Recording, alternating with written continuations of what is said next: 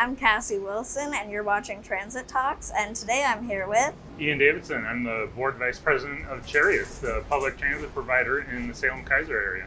We're on the number 2 line, which runs from Downtown Transit Center to Chemeketa Community College in Northeast Salem. When's the last time you rode transit before today? I was going to say I rode it this morning, but before today, probably a week ago Saturday. I work from home, so I don't end up riding transit all that much. But when I do, it's often to Cherriots events. What are 3 words or phrases that come to mind when you think of transit? Freedom, access, liberty. Love it. How did the state transit tax that was established in 2017 impact Cherriots? Utterly and completely transformational. Prior to the passage of House Bill 2017, Cherriots did not have Sunday service. We never had Sunday service. We did not have Saturday service. It had been a decade since Cherriots had Saturday service. And we never provided, or it had been decades since we had provided later weekday service. And so we stopped running buses at 9 p.m. We did not provide bus service on Saturdays. We did not provide bus service on Sundays. So if you wanted to work, worship, or play on a weekend or at night, or if you wanted to attend night classes at the community college where we're going, you could not do that. And with the state choosing to finally invest in transit in this big way, we were able to provide this minimum level of service 7 days a week of transit. We're still not where we need to be. We only run from 8 a.m. to 8 p.m. on Sunday, and we don't even provide all routes. And most of those routes are only hourly. On Saturdays, it's also not the full range of hours, but it is something, and that's pretty significant. How long has Cherriots been free for youth, and how has that impacted ridership? It's been several years, and it has been significant. When we first were contemplating this, so I started approaching the cities and the school district to see if we could fund a pilot project. And a high school principal in Kaiser reached out to me and said, "Hey, I heard this is happening. This will be phenomenal. We have a goal to have every student attend a club or after school sport, do something after school extracurricular. The problem is we can't get our students home. But we know that this improves graduation rates, having them do something extracurricular after school. This would be transformational for my students." And so that is just one example of how removing this barrier, and the barrier was 50 cents before, but removing 50 cents to make it 0. We saw in that first month an 87% increase in ridership. Wow. It continued to grow from there. We now see about 1 million youth rides a year. Wow. This is principally middle schoolers, high schoolers. And with that, those kids are now able to, do after school activities. They're able to, if they sleep in and miss the yellow bus, they're able to hop on the Cherriots bus and not, contribute to this rampant attendance problem that all of Oregon has. We're able to address those concerns. As a public transit agency, we're not going to solve all of Oregon's education problems, but we can do our part, and this is one small way where we can. Beyond just youth, how can we get more people riding transit in general? We have to make transit useful. Right now, transit here in Salem Kaiser is not as useful as it needs to be. Here on the Route 2, this frequency is 15 minutes, which is pretty good. It's 15 minutes until 7 p.m. on weekdays. But if you go to Saturday, it's every 30 minutes. And then on Sunday, it's every hour.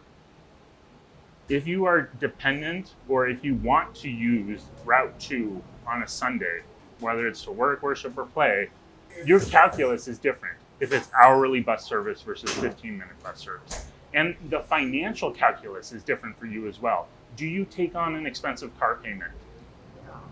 So the impact to our community and how they're able to allocate those dollars, whether it's to our small businesses or whether it's to a car note, those are real tangible impacts. Well, and it's like you said, with you working from home, it's like, well, if, for other people who might be in a similar situation or where, more of their local travel is on the weekends, and that's where you're not able to provide as frequent of service, that's going to be hard to make it a choice that people want to make. Yes. What are the benefits you personally have experienced from riding transit or have seen other people in the community experience? I was able to get my associate's degree while still in high school because of a robust public transit system in King County, the Seattle area.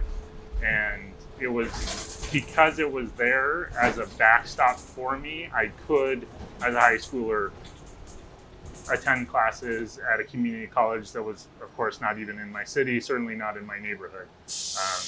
I didn't ride it every day. I often was able to bum rides off of friends, but because it was there, I was able to sign up and register for classes. That saved me, at a minimum, $20,000. It's completely transformed my life because it was there for me when I needed it. And my experience is not unique. Transit opens doors for people. It's not just getting you from point A to point B. For me, it was from the community college to home.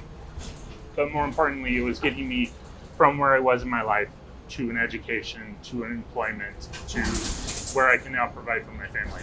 Something that you and I have talked about, with me being from the Portland area, you being based in Salem, is that there's not currently great inner city transit in the Willamette Valley. Yeah. What's your hope and vision for the future?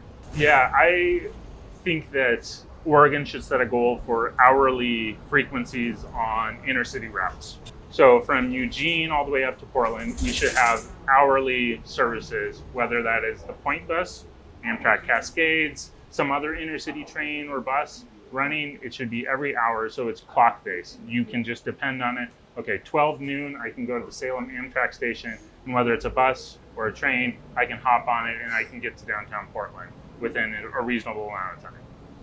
That's the kind of reliability that we need to create for inner city transit to be a viable option. It definitely is a thorny issue because of the way Oregon has set up our mass transit districts. Could you speak more on that? Yeah, so like Cherriots, we're localized in Salem Kaiser. That is where we provide service. We do not provide, with limited exception, provide service outside of that. And candidly, we don't have the resources to provide that. We could not afford to provide service up to Portland, and it would be fiscally irresponsible to do that. There needs to be a different level of government or a different super transit agency that spans the Willamette Valley to be able to handle that kind of intercity connection.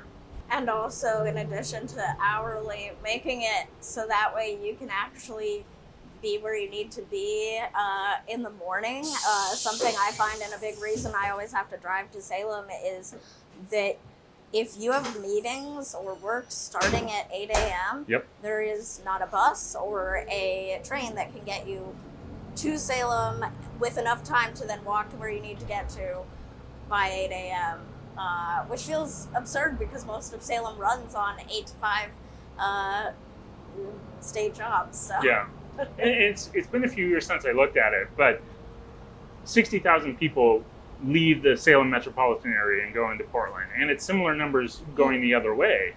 I mean, you could look at the bridge in Wilsonville.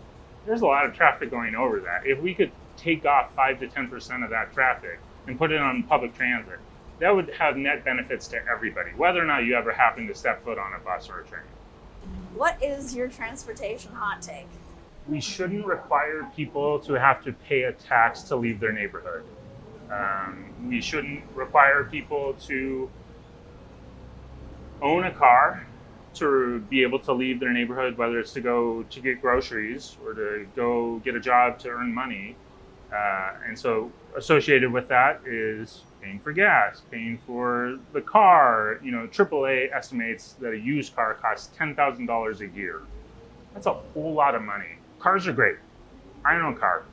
Cars are wonderful. But we should not force people to own a car. We should provide reliable alternatives. Who should we invite on Transit Talks next? Jarrett Walker. He's a public transit consultant. He's the founder of Jarrett Walker Associates, based in Portland, Oregon. International public transit consultant. Has written the book Human Transit, now out on its second edition. Wonderful thinker, very accessible in how he talks about transit. Thank you so much for coming on Transit Talks. Yeah, of course. Thanks for having me. Thanks for joining me on the Cherriots bus.